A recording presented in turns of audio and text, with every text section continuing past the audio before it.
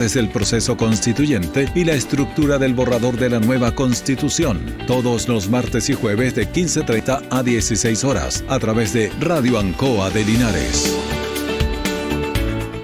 Radio Ancoa. A esta hora, Radio Ancoa presenta Efecto Constituyente, espacio de análisis para conocer y discutir las novedades del proceso constituyente y la estructura de borrador de la nueva Constitución. En el 95.7 comenzamos con Efecto Constituyente.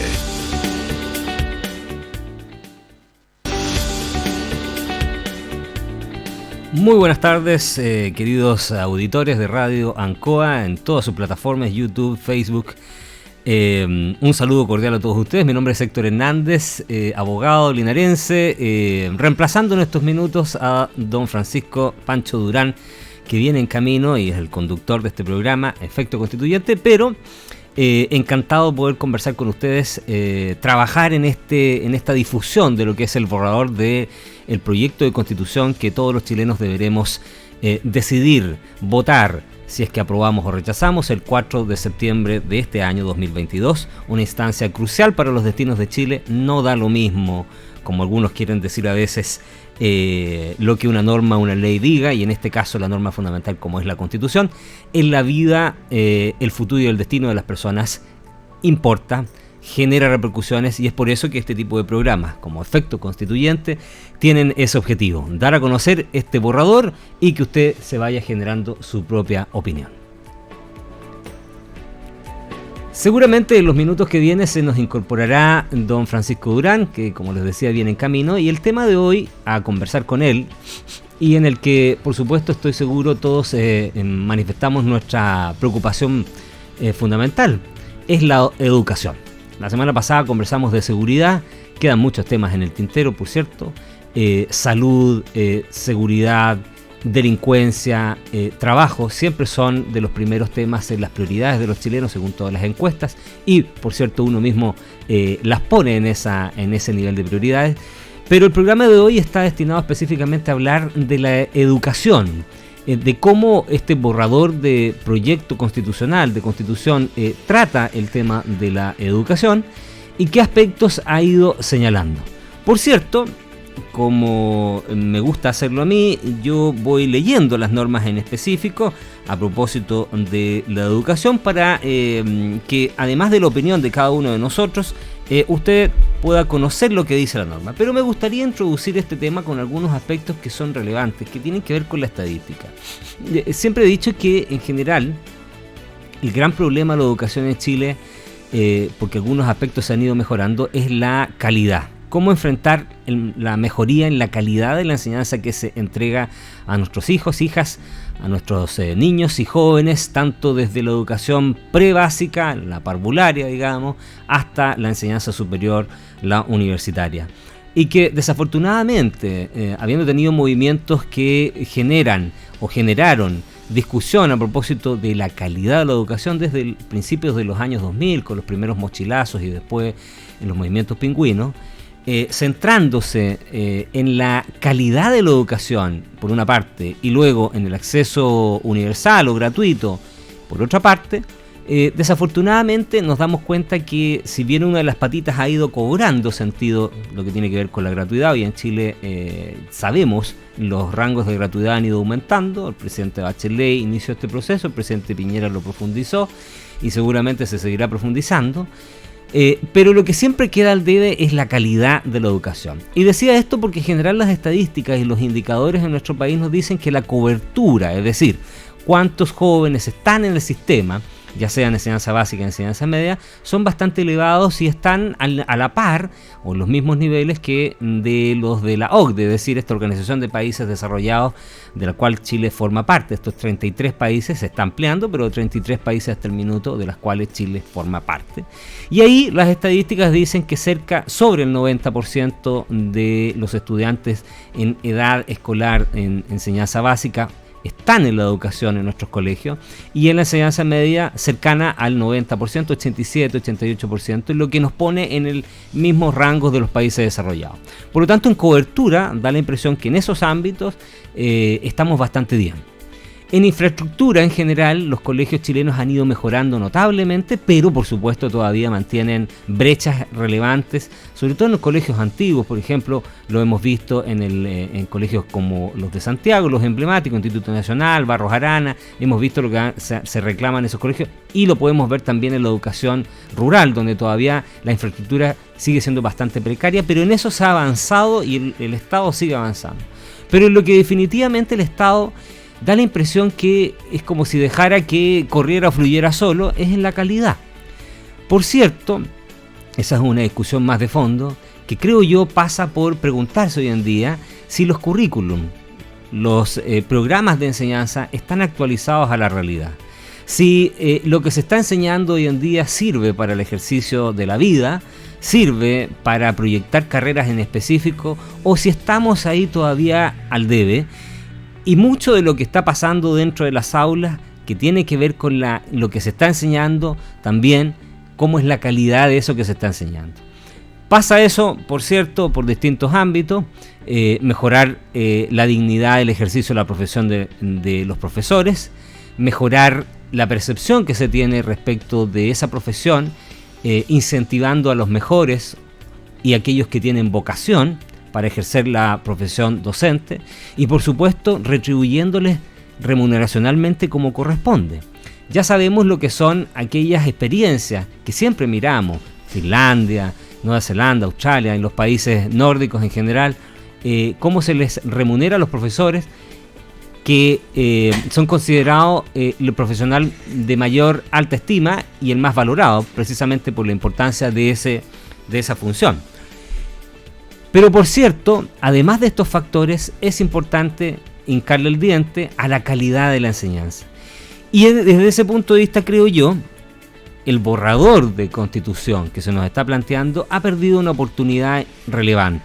Porque tiendo a pensar, leyendo las normas, que no se enfocaron nuevamente en poner el acento en lo relativo a la calidad de la enseñanza. Siguen manteniendo, creo yo, y desafortunadamente, algunos resabios ideológicos, porque siguen pensando que basta con poner plata fiscal en la educación meramente pública para que esto se solucione. No es solo un tema de recursos, es un tema de gestión.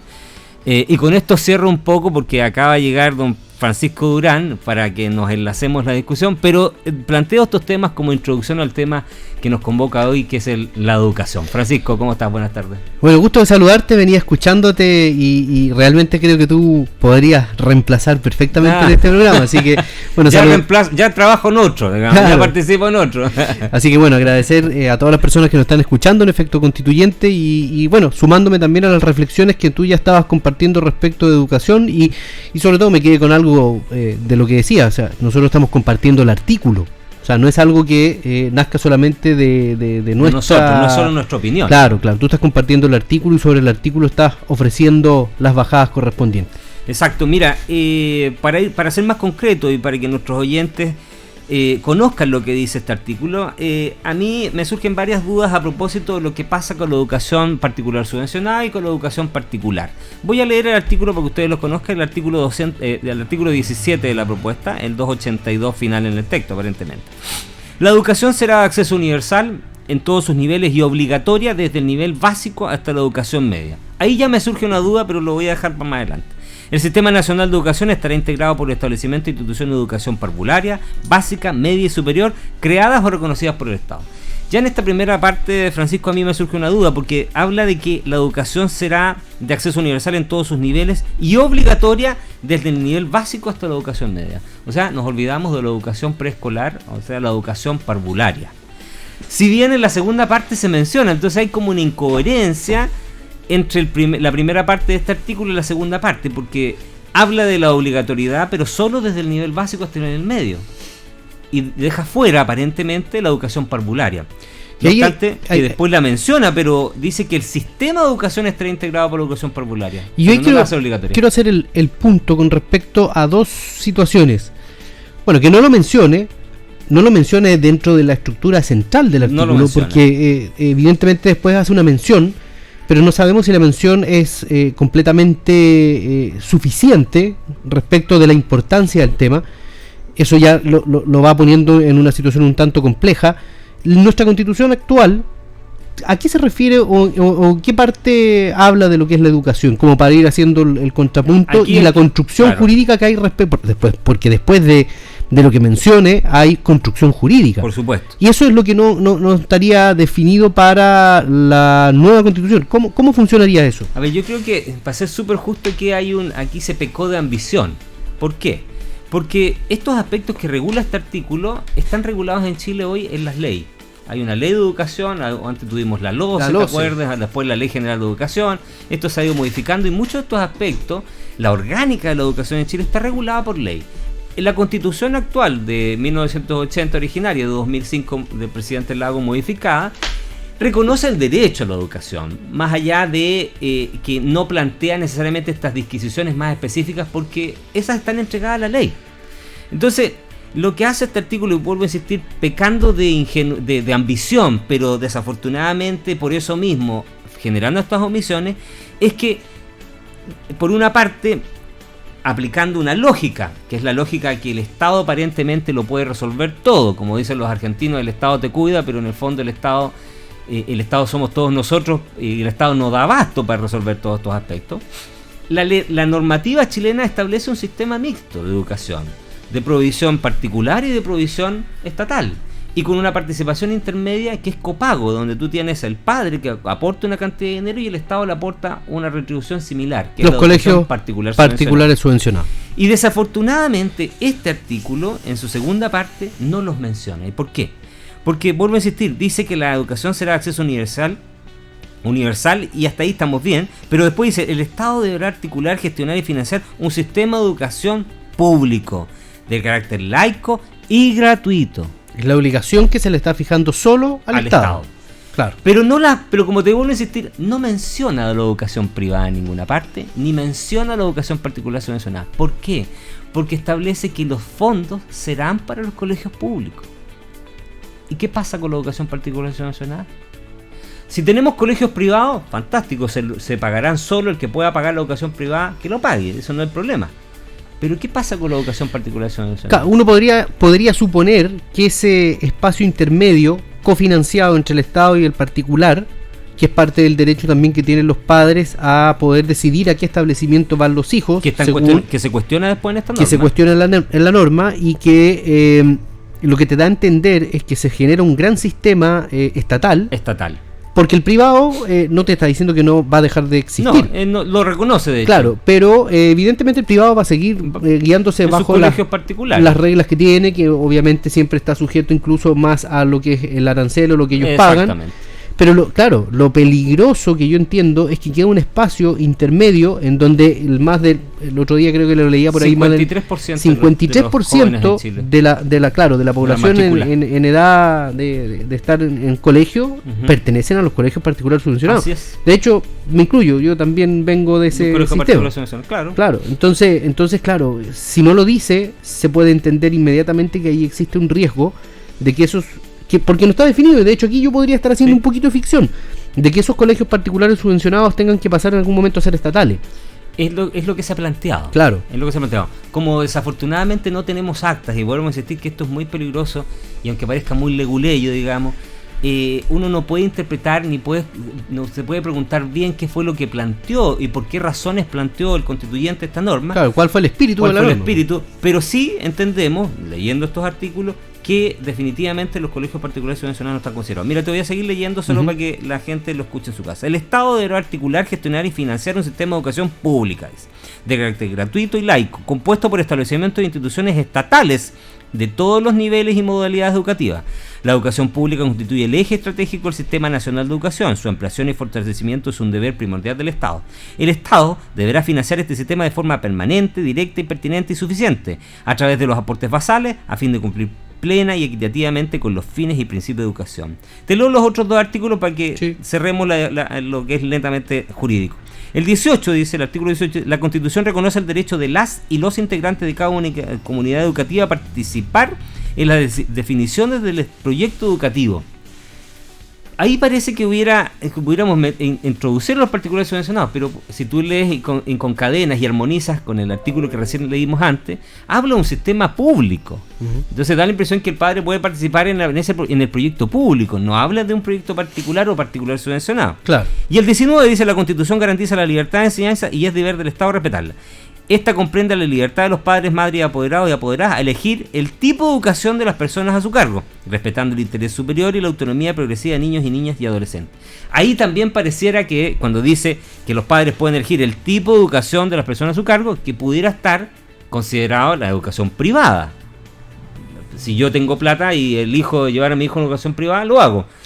Pero no habla de los particulares subvencionados, porque dice que la plata va a ser para financiar las escuelas públicas. Pero entonces, a la luz de eso, porque la Constitución actual, la de Lagos, como tú lo dijiste, lo que te plantea es una idea muy general. El derecho a la educación. Sí. Usted podrá ahí ir sacando la derivada correspondiente. Porque está la bajada en la ley. Porque está la bajada en la ley, ¿cierto? Y acá tú tienes también un artículo en donde no se logra desprender dónde va a quedar la educación particular subvencionada, ¿cierto? Entonces, ¿cuál es la gran ventaja, o cuál es la novedad, mejor dicho, entre el artículo actual que contiene la Constitución de Lagos con este nuevo texto? Porque en realidad, o sea, yo entiendo cuando me hablan de derecho a la educación, y tú lo dijiste, bueno, hay 3 sistemas: está el particular, está el estatal y además está el particular subvencionado, y eso está regulado a través de las leyes y sus bajadas. Pero hoy día me estás diciendo, o estamos comentando a propósito del artículo del texto del borrador, que tenemos un sistema de educación fuertemente estatal, uno privado que no se prohíbe, pero te queda todo en el limbo respecto a lo que sucede con los particulares funcionarios. Entonces, ¿cuál es la ampliación o la ganancia respecto del derecho en sí que estamos conversando? Mira, honestamente, a mí me quedan dudas respecto a si hay ganancia en esta norma. Lo que yo veo básicamente es la consagración de una idea, de una postura ideológica, de hacer primar la educación pública versus cualquier otra educación, sea privada, particular, subvencionada. O sea, lo que yo veo es que aquí hay un ánimo de los constituyentes de darle prioridad solo a la educación pública. Quizás alguno podría decir que eso es súper relevante, súper positivo, porque en el fondo tú tiendes a que el Estado cumpla una de sus funciones primordiales, que es precisamente asistir en la provisión de un derecho social como es el de la educación. Parece bien, digamos. El problema es que, insisto yo, esta Constitución está cruzada por una ideología, que es que el Estado parece que lo resuelve todo. Claro. Y deja un poquito al privado, al particular, la iniciativa privada, la iniciativa individual, como rezagada. Claro. Como ni siquiera el hermano menor, porque si fuera el hermano menor tendría alguna participación. Como que lo deja a la suerte, a su suerte. El que quiera tiene la iniciativa privada, dice. Pero la visión que tengo yo es que ellos optan por un modelo de gestión educacional que es básicamente pública. Yo en eso no le veo mucha ganancia, digamos, porque eso se puede fortalecer. Y la Constitución del 80, la gracia que tenía, o la del 2005, era que me daba amplitud, me permitía elegir en estos modelos. Algunos van a decir, sí, pero obligaba a los padres, para tener educación pública de calidad, tener que llevar a sus hijos finalmente a un colegio particular o particular subvencionado, porque la escuela pública no me daba esa calidad. Entonces la pregunta a lo mejor era, ¿no habría sido mejor fortalecer la educación pública, pero no bajar de los patines a la otra? De todas maneras, mira, y me quedé pensando en algo que lo hemos repetido incansablemente: hay cuestiones que son de política pública y hay cuestiones que son de ley. Así es. Tal cual como tú lo estabas señalando ahora, sí. Nadie dice que no deba existir la educación pública ojalá fuera fantástica, ojalá fuera, y no se fuera que optar. Evidentemente expandiendo, que su calidad fuera mejorando, ¿cierto? Que quizás su cantidad de matrículas también fuera aumentando.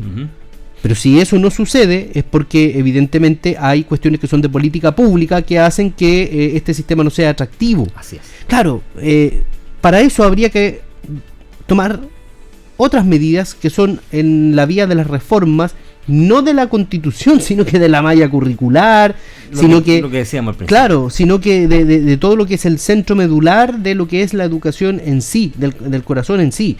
Cuando hay una parte por ahí que tengo entendido que habla de que también será de carácter laica la educación, sí, ¿cierto? Laica. Bueno, yo lo explicaba en simple, el hecho de que la educación sea laica en su momento, yo decía, es una educación que está un poco alejada de la antigua educación que tenía que ver con la religión. Claro, eso en términos simples. Pero el hecho de solamente también suscribir o señalar que la educación va a ser única y exclusivamente de carácter laico, también te pone en jaque otro tipo de instituciones educacionales y la opción de los padres también de poder entrar en esas opciones educacionales que son las que profesan algún tipo de fe, credo o religión. Claro.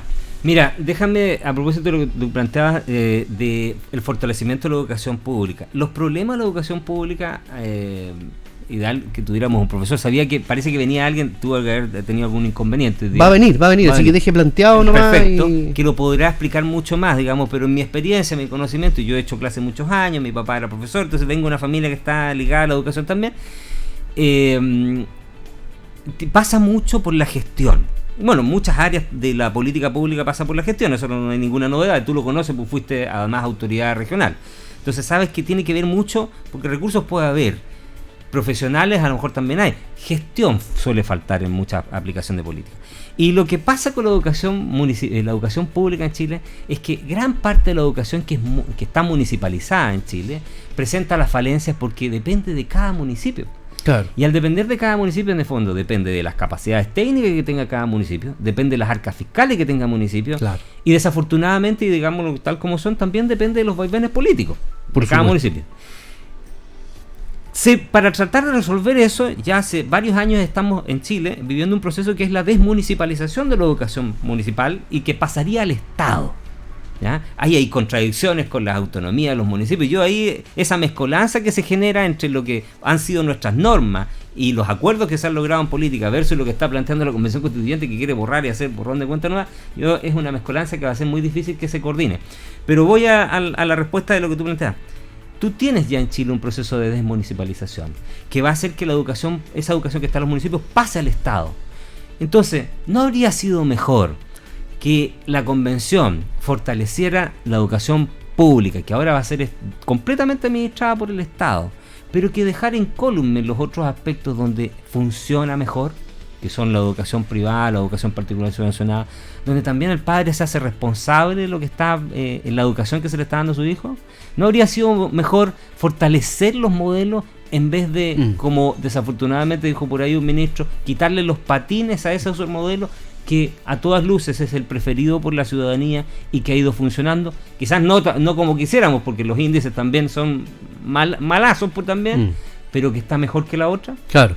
Oye, y me acordaba a propósito de esta reflexión del sistema educacional, me acordaba de una de las materias que más afecta hoy día a las familias en lo que es la práctica de poder optar al sistema de educación, que es la ley de la tómbola. La tómbola. Y de hecho, uno podría pensar inmediatamente en esta jerarquía de que no porque esté en la Constitución o porque no esté en la Constitución va a tener un resultado distinto o no, claro. ¿Cierto? Porque, por ejemplo, yo creo que hoy día muchos apoderados se toparon con el proceso de la tómbola, que tiene una serie de exigencias y que no tiene la posibilidad de poder elegir libremente el establecimiento que tú quieres. Y eso no tiene que ver con la Constitución, sino que fue una política pública que se aplicó a través de una ley. Así es.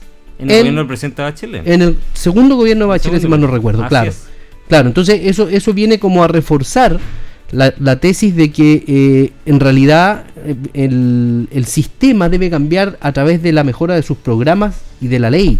Y de gestión. Y de gestión, por supuesto.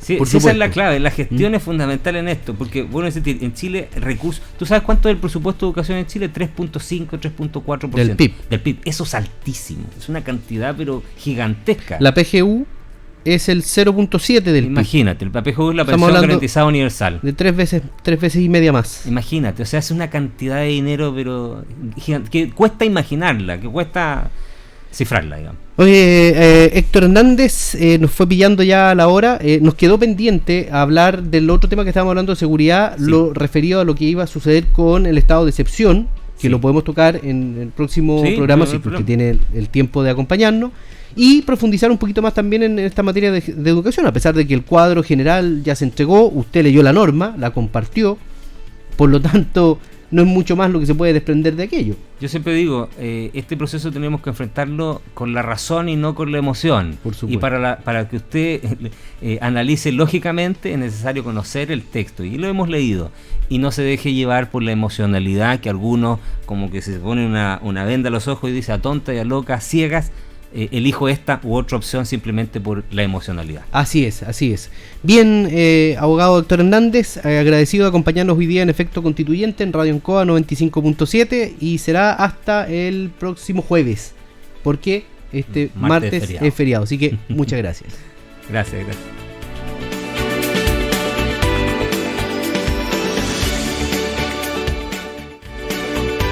Radio Ancoa presentó Efecto Constituyente. Votar informado es la mejor opción. Atentos a los martes y jueves a las 15:30 horas. Los esperamos.